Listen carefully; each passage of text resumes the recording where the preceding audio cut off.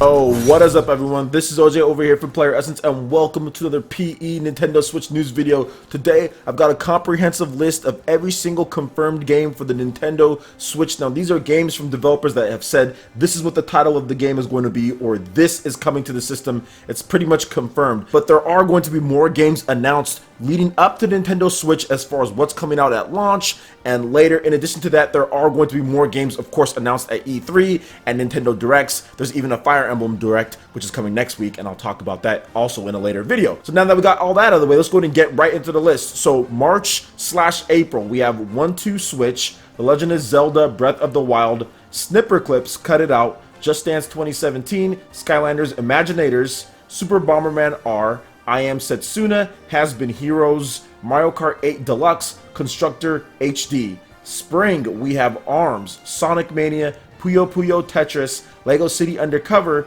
Red Out, The Binding of Isaac Afterbirth, Plus, then Summer, Splatoon 2, Autumn, The Elder Scrolls V, Skyrim, NBA 2K18, Winter, Super Mario Odyssey. Now these are just games that just have a 2017 date, and that is Xenoblade Chronicles 2, FIFA, Wonder Boy, The Dragon's Trap. Now these are games without a date coming up here. So Fire Emblem Warriors, No More Heroes, Dragon Quest X, Dragon Quest XI, Dragon Quest Heroes 1 and 2, Project Octopath Traveler, Minecraft Switch Edition, Minecraft Story Mode, The Complete Adventure, Rayman Legends Definitive Edition, Shin Megami Tensei, Siberia 3, Steep, Project Sonic 2017, Ultra Street Fighter 2, The Final Challengers, Arcade Archives, Disgaea 5 Complete, Dragon Ball Xenoverse 2, an untitled Tales of game, untitled Taiko Drum Master, Farming Simulator, Fast RMX, untitled Blaze Blue game,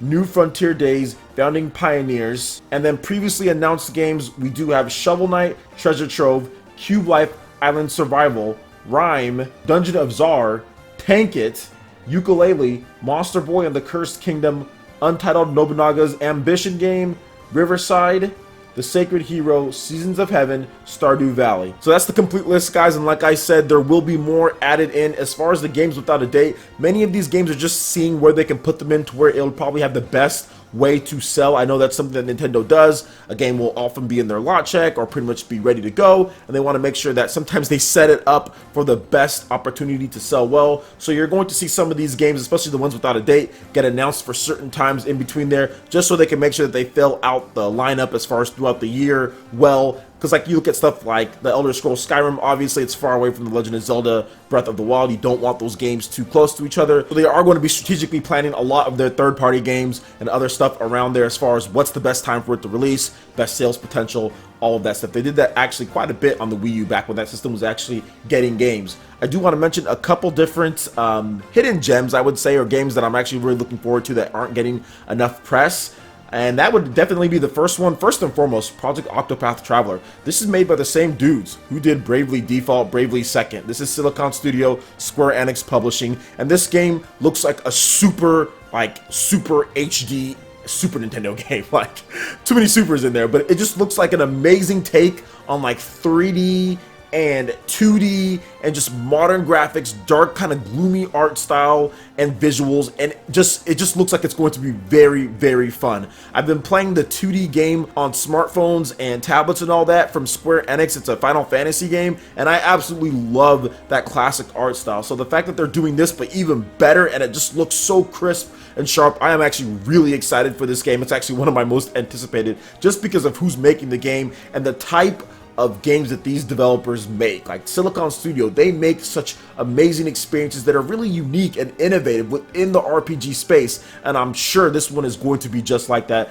as well. Next, I want to talk about Fast RMX. This is basically a sequel to Fast Racing Neo, or just another one in the line, and the game looks amazing. Obviously, the course design, the graphics, everything has gotten a bump. Hopefully the online multiplayer, and we can have voice chat this time. So I think it's going to be really good, and I think not enough people are talking about it. There also is another game called Red Out, which is a racing game, and a lot of people are talking about that as well. And that can be a pretty good game or a hidden gem as well coming to Nintendo Switch in the spring. So good stuff all around, a lot of racing games, so that's good. Dragon Quest Heroes 1 and 2. I think we all know about this game, but just when it hits you with that much content, so you're going to have Dragon Quest 1 and 2 in the same package. That is so many hours. There are people that I know that play this game that have like 300, 400 hours into this game. Now imagine that. You get both of them on pretty much one cartridge, or is it going to be 2 cartridges? Who knows what they're going to do, but either way, I'm actually really excited to actually get Dragon Quest Heroes 1 and 2 on the Nintendo Switch, just so I can play that portably. I think it would be a fantastic game to play once again on lunch breaks. Next, I want to talk about I Am Setsuna. I think that game is actually really good. Classic RPG, another one from Square Enix, and I think it can really shine on the Nintendo Switch, which is portable functions and of course console functions. It's already on the PS4, so you can play it on there as well if you can't wait, but for me, definitely the Nintendo Switch version is going to be something that I look into. And lastly, I talked about this already, but Super Bomberman R. I think this game is going to be fantastic. I don't care what people are saying about the art style, it's all about the gameplay when it comes to Bomberman, and the gameplay in there looks awesome. Online play, co-op, single player, you can play it through with a friend. That is so cool. That's just so cool. Obviously, multiplayer is what makes Bomberman so great. Being able to play a co-op campaign with an actual story is actually really cool, and that Nintendo and Hudson Soft and Konami are all working together, or at least the old Hudson Soft staffers are working together to make this a reality, so really good stuff. Obviously, we've got Zelda, Xeno, and all the big games. You guys know I'm hyped about those. I've made videos on that, but I just wanted to highlight some of the more smaller or hidden gems out of here because I think these games are really going to be good, especially Project Octopath Traveler. I think that is going to be a fantastic AAA experience. Alright guys, that wraps it up for this video here. Go ahead and hit that like button if you did like it. Let me know you guys want more content like this going forward in the future, and subscribe to PlayerEssence for more news, reviews, trailers, tips and tricks, and everything in gaming. Thank you so much for watching, and we'll see you guys for the next video. Peace!